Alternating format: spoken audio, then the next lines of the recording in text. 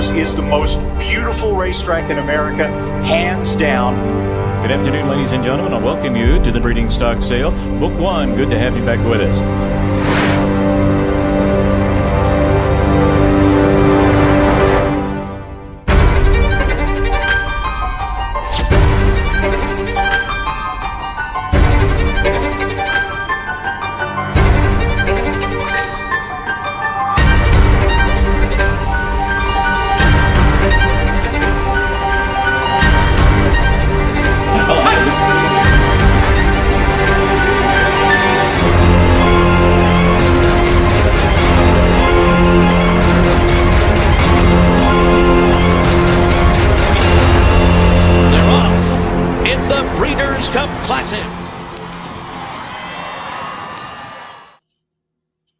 And welcome in, everybody, to the Saturday night edition of the Keeneland Look Ahead. I'm Jeremy Plonk from Horse Player Now, getting ready to take a peek at the Saturday card for October 23rd, featuring the Dowager Stakes at Keeneland. 9-race program set for Sunday. Final day of the third racing week. Of course, we'll have a 4-day racing week, closing week yet. So a lot of action still left at Keeneland before we take a little respite and come back for Breeders' Cup Friday and Saturday on November 4th and 5th. What a great day at the racetrack today at Keeneland. This weather, could you possibly ask for anything better throughout the course of this entire fall meet? Knock on wood, it's supposed to be beautiful again for the Sunday conditions. But on Saturday, conditions were right for Steve Asmussen. He had himself a day. Really a beautiful second-time starter named Twirl, the 2-year-old filly, won off by 8 lengths in the 5th race on the card and looked fantastic. He followed it right back up with Gunite, the favorite in the stakes race in the Perryville in race 6, going back-to-back. And then the Asmussen barn swept the stakes races today when Wicked Halo won the Raven Run $350,000 feature on the Saturday card. So 3 wins for Asmussen, 2 stakes races. Certainly the star of stars today in Lexington was that barn. Rafael Bejarano had a couple wins on the card. He had 2 in the saddle, as did Tyler Gaffalione. So a good day for those folks. As for me, the handicapping, 2 small winners on the card. It's been a bad week so far this week. As good as week 2 was, week 3 has been frustrating. Hopefully we can turn that around. For the meet now, we're 35 for 115. That's 30% on top. We'll take that anytime. And we're plus $41.90. So the ROI is still great, but we were up there in the $70 stratosphere, and it's kind of come down here in the last couple of days. So let's get some winners here and pick it up on the Sunday program. Before we get to that, though, as we've done here over the past couple of days, we want to show you some Breeders' Cup workers who are training at Keeneland towards the big event coming up on the 4th and 5th of November. And the first worker we want to look at tonight is a tandem working company for trainer Chad Brown. As I scroll around to find it, Jack Christopher, his top 3-year-old sprinter, or perhaps dirt miler, was working in company this morning with the Champagne Stakes winner Blazing Sevens, 2-year-old working with older horses. That's usually a good sign for the 2-year-old that they need to find somebody in the barn competitive with them who's older. Let's watch the work together here as we go around a 5-furlong breeze on the Saturday morning at Keeneland. On the outside is going to be Jack Christopher. The inside horse is the 2-year-old Blazing Sevens in the red. As we mentioned, Blazing Sevens coming off a win in the Champagne Stakes. We're looking for maybe that second choice in the Breeders' Cup Juvenile. We know that Cave Rock from California is a standout. Forte's workout that we showed you yesterday did not impress that much. Of course, he won the Hopeful Stakes and then won the Breeders' Futurity here at Keeneland in a throwdown. Blazing Sevens, on the other hand, looks to have come out of his race in the Champagne outstanding. This is a good work on the inside for the 2-year-old. On the inside of that outstanding 3-year-old, we know Jack Christopher is a grade 1 animal, and Jack Christopher is going to have to work with this 2-year-old here. Jack Christopher on the outside with the white blaze. You see the rider, a lot more motion on the rider on the outside. You got some elbows moving, you got some hands moving. There is no motion to the inside, the rider of the 2-year-old in here, Blazing Sevens, and Jack Christopher can't get to him. I mean, Blazing Sevens has the head up. He's not trying. It's not like the head's down and he's really getting after it. He's just breezing along, and he's outworking Jack Christopher. And as we watch the gallop out here for a little bit past the wire and into the far turn, you would expect Jack Christopher to just kind of push away from this 2-year-old at this point. Look at the rider. The rider's flagging the stick on Jack Christopher to try to get him to gallop out here. Not a good sign for Jack Christopher. A good sign, of course, for Blazing Sevens on the inside. So among these two Chad Brown workers that I saw this morning at Keeneland, Blazing Sevens moves up in your thought process for the Breeders' Cup Juvenile. Cave Rock is still going to absolutely be the horse to beat, but Blazing Sevens may be the second horse that you want to look in there in your consideration. Of course, pre-entries will be taken on Monday for the Breeders' Cup, announced to the public on Wednesday. So by the time we reconvene for racing next Wednesday, we're going to know the pre-entries for the Breeders' Cup, and I'm really looking forward to Blazing Sevens after seeing that workout there. As for Jack Christopher, Chad Brown still has to decide between the sprint or the dirt mile. I don't know if he was sharp enough to sprint there. This worked to me, and Chad's comments last week where he said, the 6 might be a little sharp for this horse, Jack Christopher. The mile maybe, is a fit as well, but you got to go around 2 turns. And he talked about the Haskell and how the Haskell really wasn't that bad of a race at 1 1/8 miles. So it seemed to me that he was leaning a bit towards the dirt mile, just, handicapping the comments that I heard. I think Jack Christopher is obviously going to pre-enter both races, but I expect him to be in the dirt mile, and especially the fact that he was not super sharp in this workout here this morning. Other workout I want to show you is Hot Rod Charlie. Hot Rod Charlie, of course, one of the top 4-year-olds in the country. He's got Flightline in that group of 4-year-olds, obviously, who is the top older horse and the top 4-year-old for the crop. Flightline's working in Southern California, worked under some darkness this morning. It was bright and sunny by the time that we saw Hot Rod Charlie. And he's working in company here, folks, but the workmate was way in front of him, 5, 6, 7 lengths in front of him, not in the picture. And you're going to see him pick up the workmate here, and he's going to easily dispatch this unnamed workmate. And Hot Rod Charlie, this is a good effort. And it's good that they put him behind horses and gave him a target to run at, because with Life is Good and with Flightline being so fast early, Hot Rod Charlie does not want to be part of the mix in the Breeders' Cup early. He wants to sit back mid-flight and then try to make a run like he does here in the work. Now, obviously, the workmate in here is set up to get run by. That's the whole idea. Flightline, Life is Good aren't going to fold like a deck of cards. But this is a good-looking work from Hot Rod Charlie. And, he's a horse who tends to hang when he comes around some really competitive situations. So if Hot Rod Charlie runs up to Life is Good and Epicenter and Flightline, of course, in the Breeders' Cup Classic, will he show the guts and the heart to run by him? It's kind of a 50-50 proposition with him in his races, right? I mean, we've seen enough of Hot Rod Charlie to know who he is, but he tries, and he's going to be in the mix, and this is a very good workout. And this is the important workout weekend, folks, the week before the final weekend. The final weekend just maintenance works. When these horses come back out next week, they're just trying to keep them happy, take the edge off if they're a little rough in the stall and and need to get out and stretch their legs and burn a little energy, that sort of thing. The big work is not the one the week before the Breeders' Cup. It's this week. And for Hot Rod Charlie's camp, you had to like what you saw today. So this was a nice workout for Hot Rod Charlie. If you're looking at him in the Breeders' Cup Classic as an alternative to Flightline or a supplement to Flightline in the exotics, I think he made himself a decent case today. As for Jack Christopher, not wild about what I saw today. So whether he goes sprint or dirt mile, a little bit colder there. A little bit colder on Jack Christopher after what we saw this morning at Keeneland. Let's take a look at this 9-race card and how it sets up for Sunday as we pivot to our handicapping portion here on the Keeneland Look Ahead. 9-race program gives you the swing race in the pick 5 right in the middle, race number 5. That means it's the last race of the early pick 5, and it'll be the first race of the late pick 5. So you want to try to put a little extra handicapping juice and effort into race number 5. See if you can come up with a nice play in there. I've got one of my plays that I like in race number 5, so that's a good sign on these kind of cards. Early pick 5 again starts in the first. Second race will start to pick 4. Pick 6 gets underway in race number 4. The turf pick 3, races 5, 7, and 9. The 7th race being the stakes race, the middle leg of the turf pick 3 for Sunday, the Dowager Stakes. And then the late pick 4 starts in the 6th, and we'll wrap things up with the turf pick 3 finale in race number 9. I've got my 3 key plays of the day on Sunday. A couple price players early in the card and a big price player in the 9th race. So if we can get one of these long shots in, we'll feel good about things. We got a lot of long shots in week 2 of the meet, and that helped really bolster what we were doing.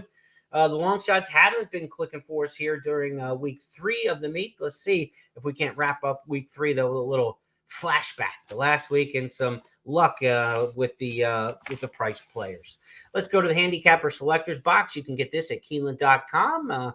and download it or print it out. There's a printable key there, a nice easy printout that it makes for you if you want to keep this with you. Here's how the handicappers, Scott Hazelton, Tom Leach, myself, Gabby Gaudette, and Kim Nelson, see this 9-race card. We present it in this format for you so you can see where there's agreement and where there's disagreement, and races that might line up the way we think they will and be kind of a common theme, and other ones that look chaotic and where you might want to use multiple runners when you're playing your multi-race wagers, or look for some long shot prices. In race number 1, these are maiden claimers going a mile and a 16th. Like, you know what? I've got the Saturday PPs in front of me. I did this yesterday. It's tough to keep the days of the week straight. We've got claimers, dual condition claimers going 7 furlongs in race number 1 as a horse running back second time at the meet, Blue Kentucky, was a winner in this same condition, a dual condition claimer for $20,000 earlier in the meet. But since this horse is a 3-year-old, is still eligible for the non-winners of 3 lifetimes. So basically runs back in almost the same race. Claimed away from trainer Jason Barkley to Jonathan Wong, who does good work first time off the claim in Southern California. He's got some horses running here at Keeneland in more numbers than we're used to seeing from Jonathan Wong. A high percentage outfit from Golden Gate Fields. This horse runs back in a similar race. I think Blue Kentucky, the one to beat on short rest. Not worried about a run back at this kind of claiming level and sprint. This is kind of where you see some of that success. Horses running back second time at the meet. 4 of the handicappers of the 5 have Blue Kentucky on top. Soros is the morning line favorite in here, and no one's taken Soros on top. In fact, only a couple tabs on the bottom end for Soros. So we'll see if this one is an underlay in the morning line, if the price will go up higher. Trainer Lynn Cash has had, off and on a little success here at the fall meet this year. Rafael Bejarano rides Soros, the morning line favorite. Bejarano coming off a 2-win day. But Blue Kentucky, the top pick for me and 4 others of the public handicappers. That tells me we're probably not going to get the price that you might think on Blue Kentucky, whatever the morning line offering is, with 4 of the 5 public handicappers seeing the race the same way. The public might sure follow. This horse was a winner at 5-2 last time when winning here on October 14th. So coming back a week later, 9 days later, I think you're going to see sub 5-2. I think Blue Kentucky will get bet in a race number 1, but I think this is the horse to beat in here. American Pure for Robertino Diodoro. He's got 2 in here. He's also got Primer Dimer in here. This is a high percentage outfit, a guy who can click and get hot. Diodoro's runners at the meet, not lighting it on fire, but some have run decently. So American Pure, I think, is one that you can consider in here, and the 1 Primer Dimer. If you're playing the early pick 5, I think this is a race where you might want to go a little deep. Blue Kentucky's the horse to beat in here, but I'm not wild about the horse as just a drop dead single. I think that Blue Kentucky's the one to beat, but I would use both Diodoros in here. I would use the 5, the 2, and the 1. Let's get Soros beat, and then maybe if that horse still is bet to favoritism, we can get the pick 4 or pick 5 started by upsetting the favorite in race number 1. Let's go to the second race and look at the big board here on the look ahead. And the race number 2's got a pick 4 starting in this race. And it's also got a spot where I think I've got a pair of price players in here who might be able to do a little bit of something. Lucky Secret and Southern Crush, both at big prices in the morning line. Lucky Secret's going to be my top pick in here, and this is one that's trained by Keith DeSormo. He's known for popping long shots. This one's by Cairo Prince. Cairo Prince does very well as a sire on the main track here at Keeneland. Lucky Secret's run 3 times in maiden specials at Ellis and Horseshoe Indianapolis. Certainly ran better last time with the addition of Lasix and blinkers. Will not get the race with Lasix today, so that's a question mark whether Lucky Secret needs the Lasix or not, or if Keith got things right with the blinkers last time. We shall see. But Flavian Pratt takes the mount for Keith DeSormo. I think that's a good sign. And when this trainer drops from maiden special to maiden claimer, watch out. They win 30% of the time. So Lucky Secret, a price play for me in race number 2. And I'm on an island. Nobody else has Lucky Secret even mentioned anywhere in the top 3. I like that when I've got a long shot potential. The other one for me is Southern Crush. This is a first-time starter on the outside. Nobody else has the 12 mentioned. 20-1 in the morning line. This one has had a perfect tab since August. I mean, it just looks like, you're just right on cue. August 19th, August 26th, September 2nd, the 10th, the 17th, the 24th, then back the 2nd, 9th, 16th of October. That is a work tab that I really like to see for Southern Crush, this first-time starter. if you can't watch the workouts, which you can't see, I mean, XBTV does a great job video workouts at some locales around the country like Santa Anita. We're getting some of the big stakes horses at Keeneland where we get to see the workouts. But if you can't see the workouts with your eyes, you don't have a workout report that you're relying on, look at the spacing of a workout tab. If these horses are working right on cue every 6, 7, 8 days, that's what you want to see when a horse is healthy and in their form cycle. No breaks. You don't want to work like 7 days, 7 days, 20 days, 7 days. That tells you something happened in that interim where there was a 20-day gap. So Southern Crush has a perfectly spaced workout tab, as I like to say.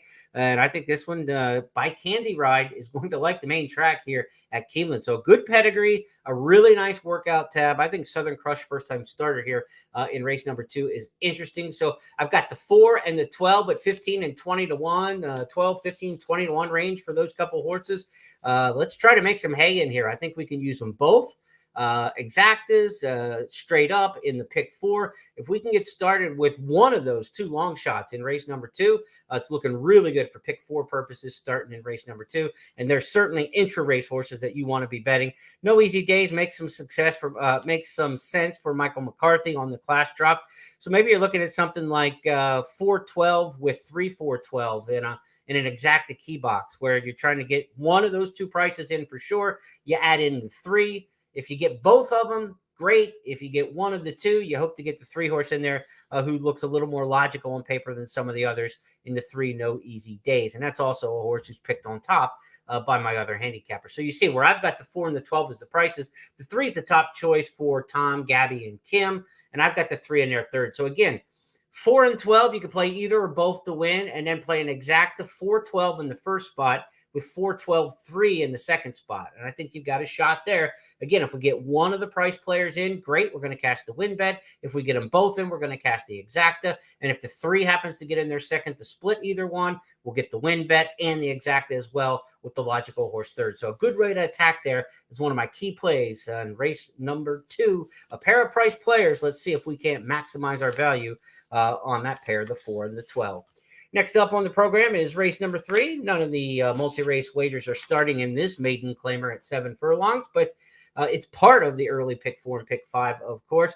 I went with the 8 in here, Tree Pat, and Tree Pat is a horse who's shown a little bit of speed. Now they take the blinkers off, and I'm hoping that this horse comes back off a good workout October the 8th at the Thoroughbred Center there in Lexington. Maybe moves forward, right? He was a June debut horse, then didn't run again until September. Good workout since. I think it's a positive jockey change. I know Morales is struggling at this meet, but he was highly successful in September at Churchill. I think moving up from Jockey Villasana here. This is a rider upgrade. John Enos's horses probably aren't going to get bet. So I think we're going to get a decent price on the 8 Tree Pat in here. And that's a tentative pick for me on top. Not one that I just think stands out and you have to jump on. The 1 O'Connor Sunset's a first-time starter, well-bred by Curlin out of Miss Sunset. This is Wesley Ward. When he debuts in a maiden claimer, he wins 36% of the time.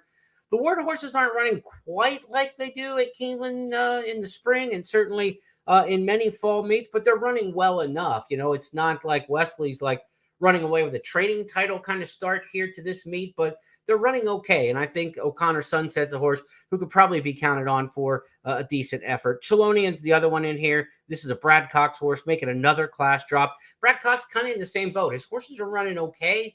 But like when you think of the Herculean records and things that we see with Brad Cox's horses, they're not quite firing like that at this particular fall meet, but he could turn it on at any time. There's not a lot in this race. Let's just be honest. But if we're going to try to beat Wesley Ward, Brad Cox, Kenny McPeak with John Enos, we better get a little bit of a price, right? So if you're betting the 8 Tree Pat, and this is the horse I like, you got to demand some price here. If you're not getting 5, 6, 7, 8 to 1, somewhere in that range, 5 to 8 to 1, it's probably not a play. But at that kind of price, I think it's a value play. But to knock off Cox, Ward, McPeak, and a maiden claimer, you better get a little bit of price with a John Enos trainee.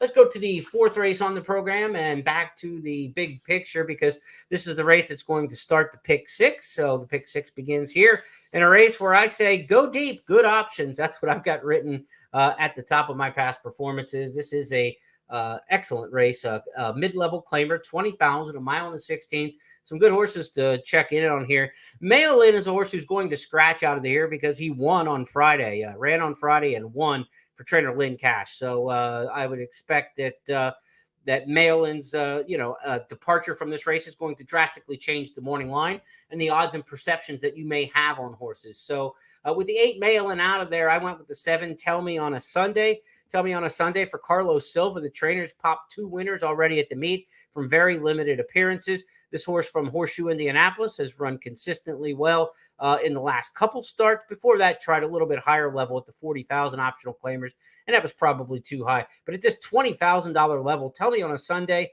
running on a Sunday, matches up just fine. Not just a good mojo, but seems to be a good class fit. And the way that Carlos Silva barn is going with the 2 winners early in the meet, why not there with Tell Me on a Sunday? Gianna's Gift, one to consider with some early speed in here. One thing with this one is it's got early speed, Gianna's Gift, and now they add blinkers.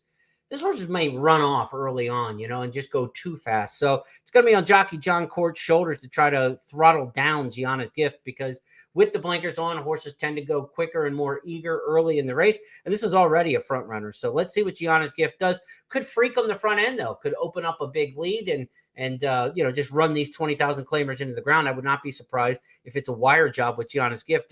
Definitely one that you have to consider. And when you're talking multi-race wagers, like I said, go deep, good options. There's some definite horses in here that you can mix it up with. Magical Peapods run a good race over the track for 40,000, now for 20, and you get Tyler Gaffleone riding for Greg Foley.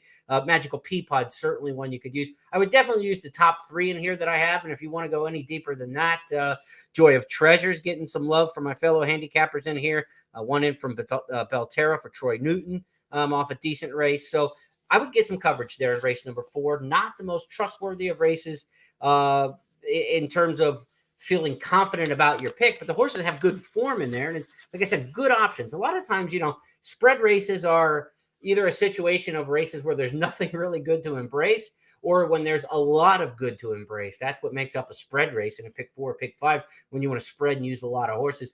For me, I like the spread races where there are good options. I want to look at a race and say there are 4 or 5 horses that can win this for good reasons, not defaulting into, geez, I don't like anything here, so I'm using 5, 6 horses defensively, hoping one of them just happens to win. This situation, race number 4, is a spread race for me, but for good reasons. I think they're horses in good form, but Tell Me on a Sunday, going to be the top pick in there. Back to the big picture, because our second key play of the day comes up in race number 5. One of the reasons it's a key play is because it's the swing race in the pick 5 and also the start of the turf pick 3. So you want to have a good opinion in this race if you can come up with one. And the way Graham Motion's horses have been running at the meet, they've been excellent all season. He hasn't run a lot of them, but they've almost all been firing. And King Vega's just classy, coming out of the Buckland Stakes and the Singspiel last time out at Woodbine. That was yielding turf conditions last time. Good turf conditions. As we get a little firmer here at Keeneland on Sunday, King Vega, I think, carries the stamina a little bit longer. Only has to go a mile and a 16th versus the Singspiel, which was a farther race in distance. So I think the cut back in distance, the drop in class, and Graham Motion's horses are all rolling right now. What is the Newton's law of physics? Whatever. Objects in motion tend to stay in motion until met with equal and opposite force or something, if I can remember my high school physics classes. I don't know where the equal and opposite force comes from in this race. I think King Vega keeps Graham Motion rolling along here under Joel Rosario. So that's going to be a key play for me here in race number 5, the swing race of the pick 5 and the start of the Keeneland Turf pick 3. I've got King Vega on top, and I'm not alone. Scott's with me. Gabby's with me. So the 3 of us are on the same horse. A couple also eligibles are getting some love in there. The 13 and the 13 Street Ready is a horse that both Tom and Kim are looking at. So keep an eye on the 13 Street Ready if that one were to draw in from the also eligible list. As for the underneath horses, Be Here, Newsworthy, 2 that I'm using underneath.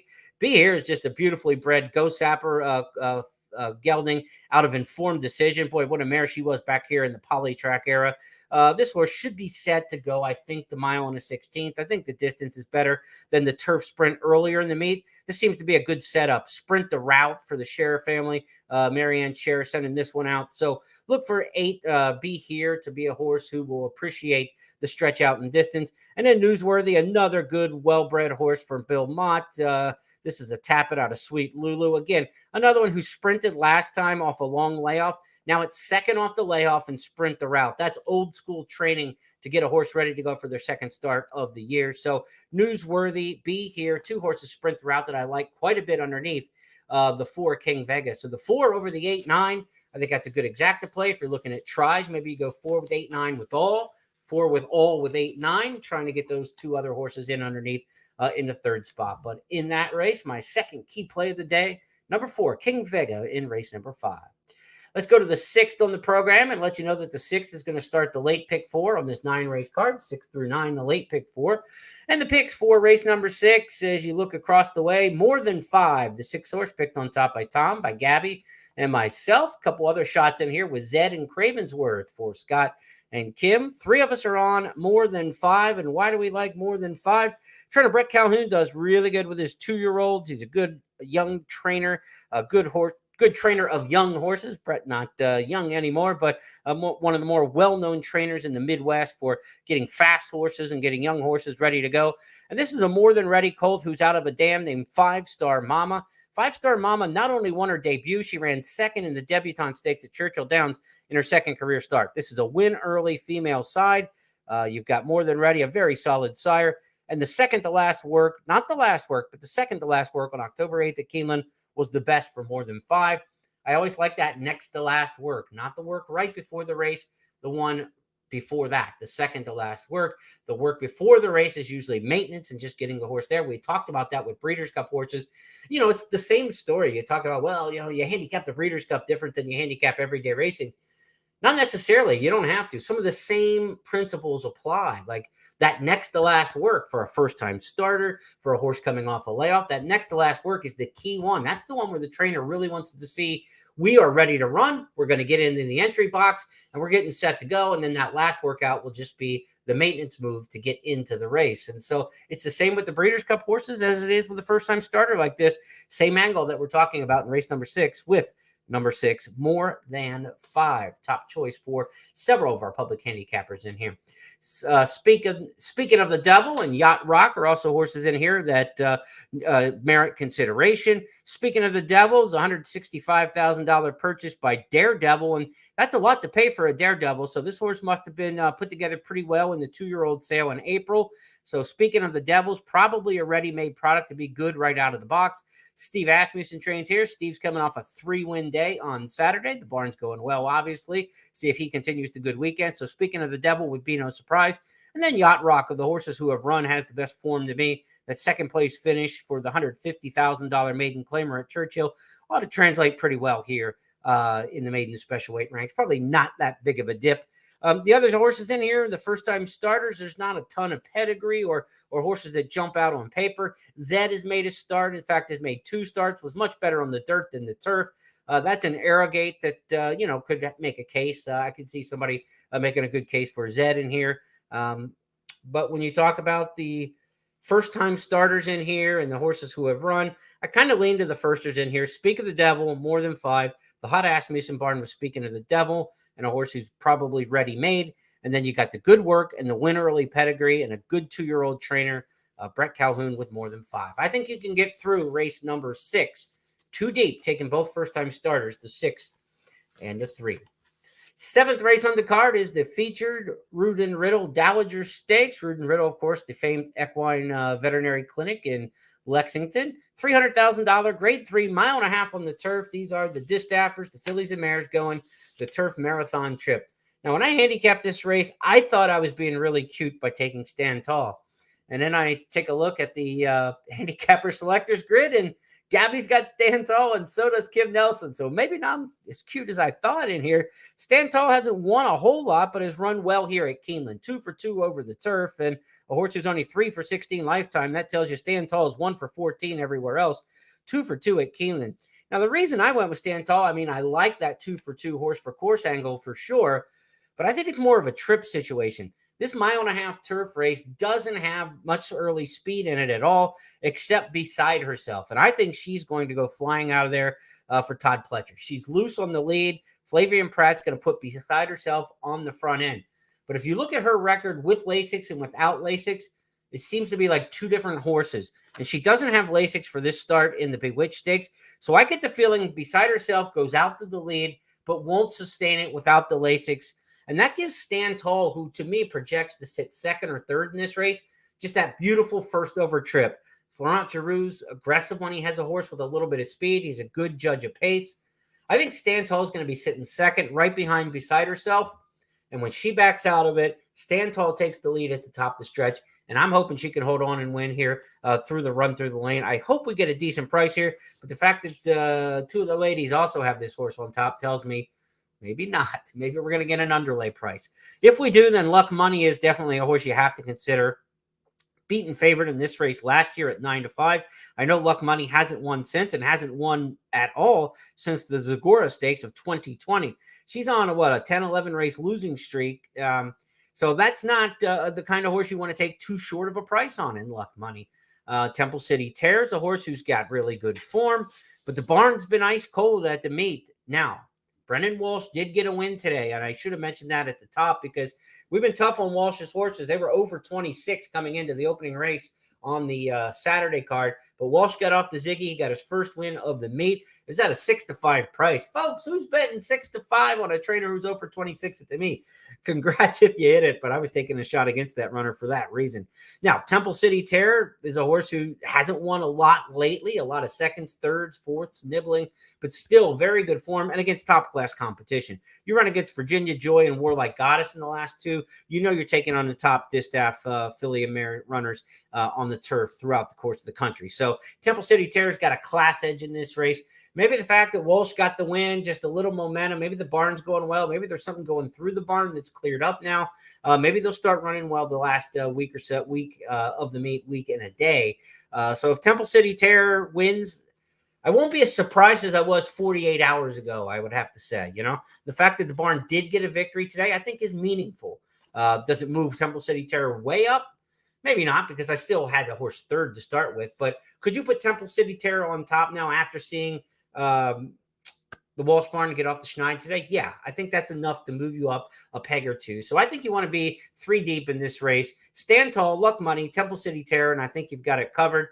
You see with the other public handicappers, that's generally speaking about the same ballpark everybody's in. Beside Herself with that pace edge just gets a lot of play from the handicappers in various spots as well. And I would say that, you know, if Beside Herself is able to take them wire to wire on the lead, that would not be a major shock. If you wanted to go 4 deep in this race in the Dowager Stakes, I think that would be a decent recommendation. This is a race to get a little bit of coverage in with the 8, the 2, the 5, and also a good case to be made for the 7 horse.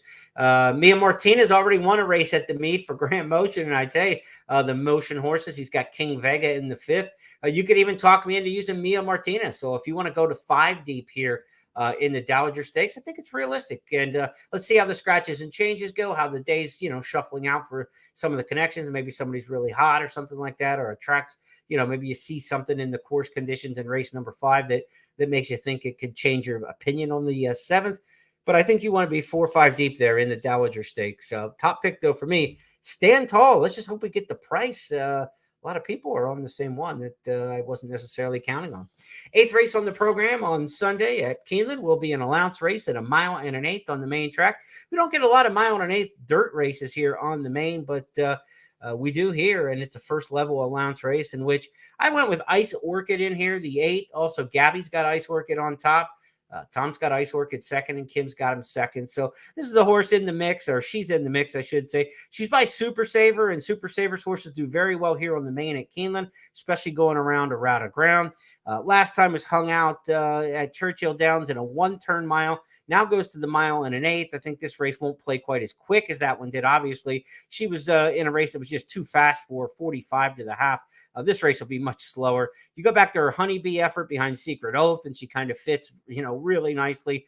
And I like the fact that she scratched out of a 1 mile and 1/16 race the other day to run in this spot at 1 mile and 1/8. Tells me John Ortiz wants to take the shot with the longer distance.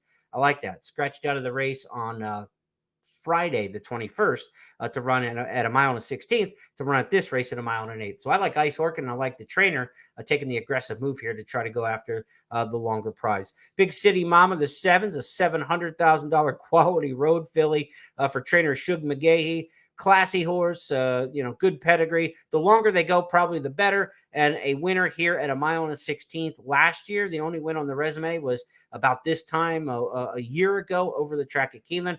You know, any time a horse shows a win over the track at Keeneland, I think you move them up a little bit. and consider them to be a little more dangerous. Silverleaf, disregard the last one on the turf. Prior to that, the dirt form's pretty darn solid going long. And this is another one. Pedigree may not scream 1 1/8, but the running style sure has been pretty decent. Flat laid in some of the efforts, though, except when drawing off to break the maiden. So Silverleaf might be stretched a little far here at 1 1/8.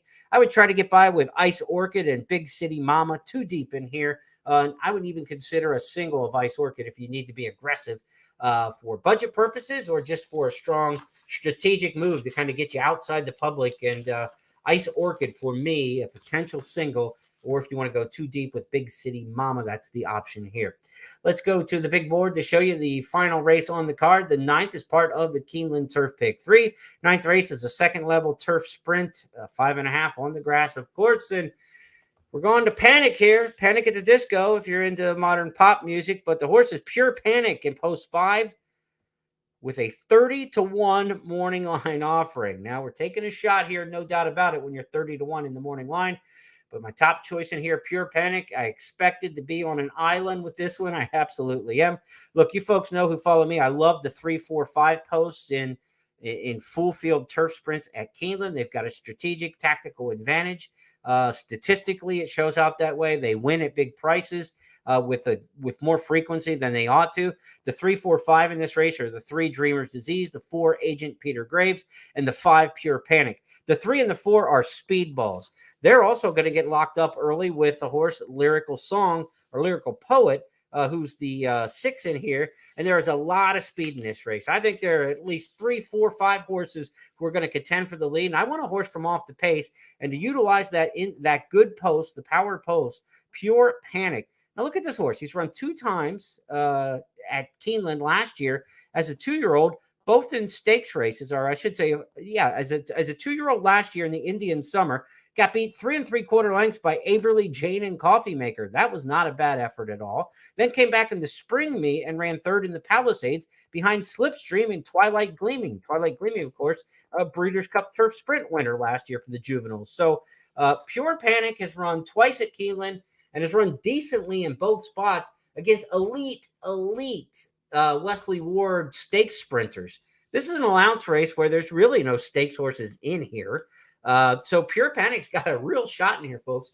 At 30-1, do you win the race? That'd be great. If you can get this horse second, you want to try to work exactas on the bottom end. Even in the trifecta, try to work this horse in second and third if you can, because Pure Panic's going to be coming for just a bit off the pace. There's a lot of speed in this race. Should be able to get a great trip under Chris Landeros. Why not? 30-1. It's a profile race where you can get a bit of a price.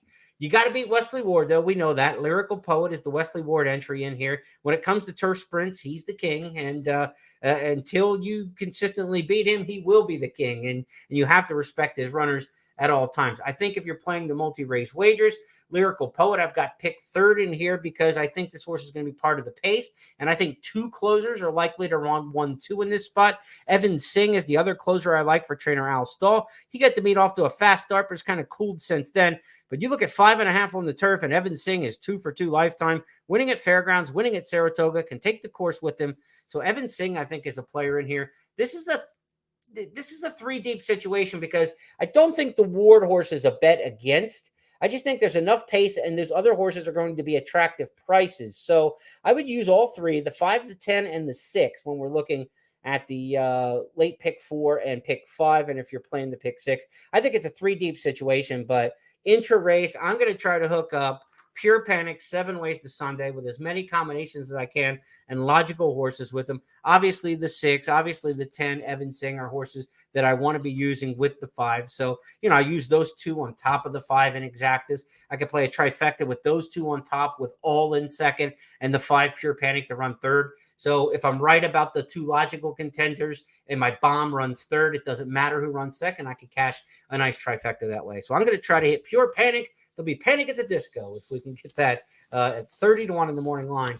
Race number 9, the finale on the Sunday card. That's going to wrap up the Keeneland look ahead for tonight. And it's going to wrap up the Keeneland look aheads for the 3rd week of the meet. Of course, Sunday, the final day of racing before we got 2 dark days, Monday, Tuesday. So live racing resumes Wednesday with a 4-day race week. Keeneland will run Wednesday, Thursday, Friday, and Saturday during closing week before the action shifts to Churchill Downs on Sunday for their race meet, and then back to Keeneland on Friday the following week for Breeders' Cup Friday, and of course Breeders' Cup Saturday. But what I'm telling you now is we'll be signing off until Tuesday night as we preview the Wednesday card with the Keeneland Look Ahead, 8:30 Eastern on Tuesday for that Wednesday program. On behalf of everybody at Keeneland and Horse Player Now, I'm Jeremy Plonk. Have a great night. Enjoy the baseball. Go Phillies.